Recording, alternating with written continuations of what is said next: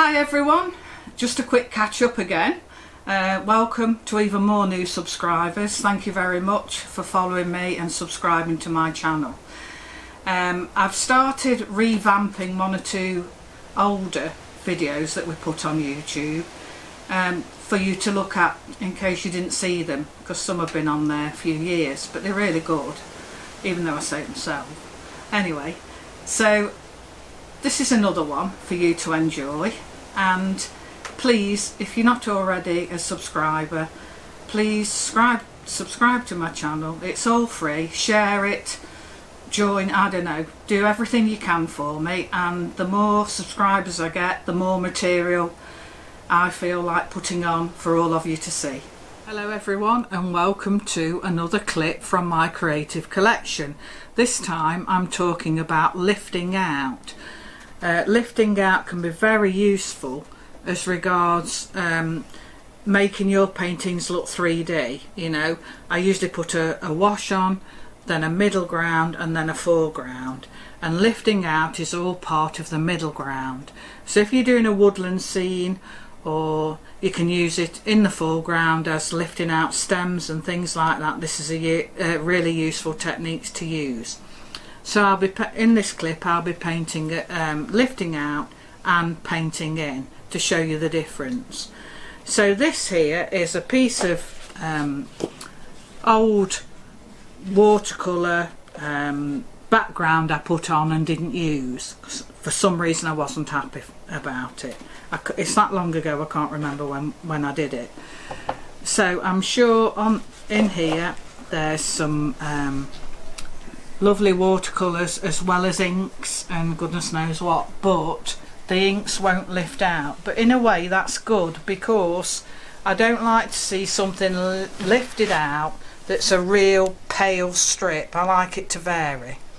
So let's have a look at this. As I say, it's just a normal piece of watercolour paper with some watercolours on and a little bit of ink, and it's one out of my drawer that I just discarded to use on the other side really. But let's have a look what we can do with it. So I've turned it round and I've got a bit of a woodland scene here. So I've got this brush, it's called a Daler Rowney Graduate Angle Shader, and I use these a lot in my work.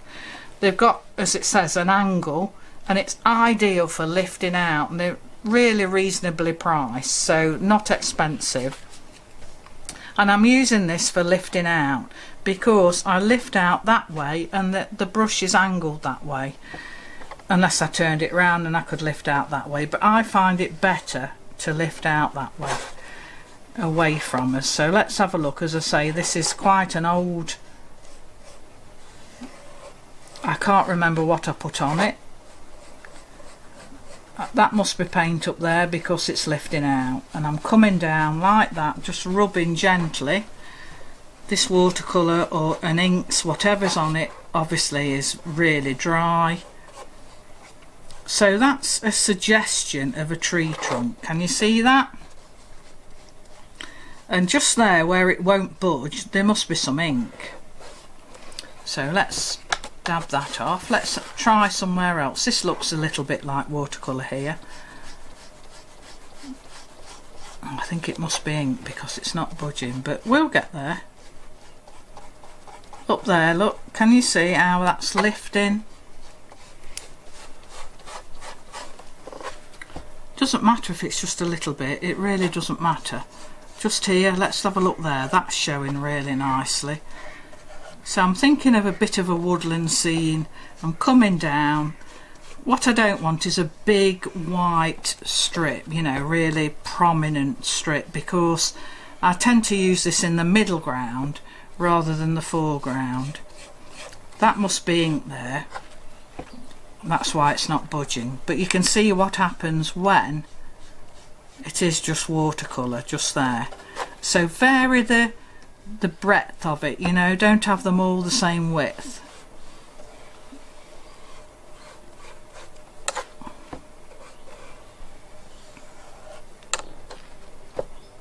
And also you can come this way as well, you know, like branches overhanging here and there.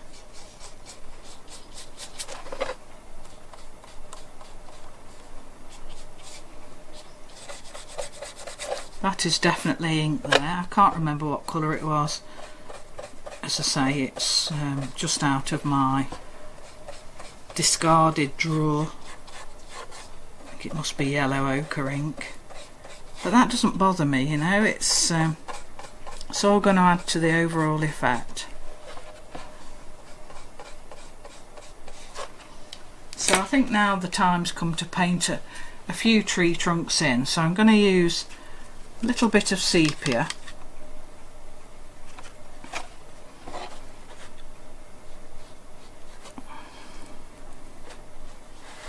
Sepia watercolour, this is not ink. And I'm ignoring those behind. You know, I would have let that dry normally. I'm ignoring those behind. In fact, I might go over them to show that they are in the background.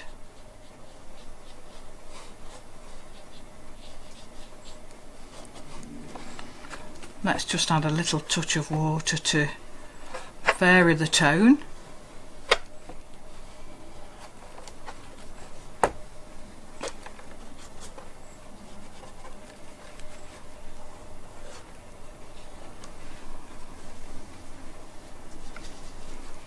So I'm lifting out and I'm painting in, and that all adds to the overall effect of a woodland scene.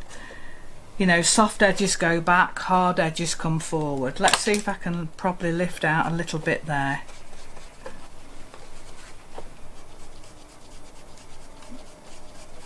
Don't think I can, that must be ink. But then, you know, I'm showing it up here. It looks like silver birch, doesn't it? Showing it up in this area where I know it's paint.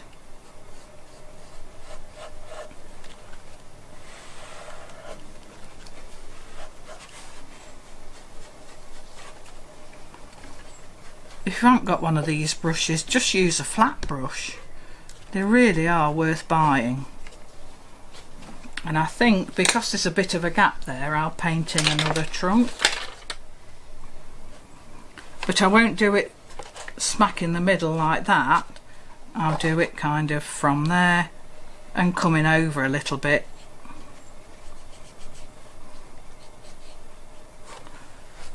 A little bit hit and miss. And then with my rigger,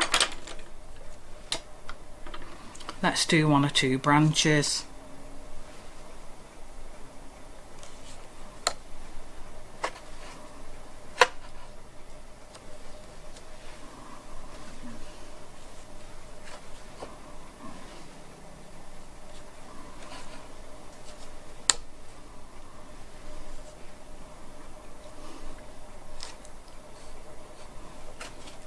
Let's go into that green that's over there. I think it's olive green. Just suggest branches coming down and across and reflect a really busy woodland area. And also let's lift out, just if we can, one or two finer branches. These brushes drag the paint to create a really nice effect. Let's break that up a little bit, and that up a little bit.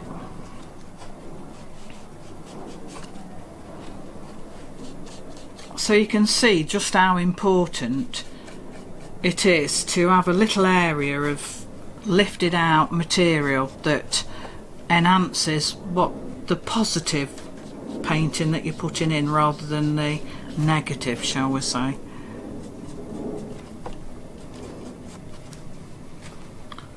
So I hope that's a good example. I mean, you know, please subscribe to my YouTube channel. It doesn't cost you anything, it's free. You'll be notified of any more creative clips that I do. You can follow me on Facebook and Instagram. I'm always putting things on there which are interesting rather. My website is janebetteridge.com. Lots of things happening on there. and follow me on Vimeo where I do more in-depth workshops, and you'll be notified of those too. So I hope you've enjoyed this, and have a practice and see how you get on.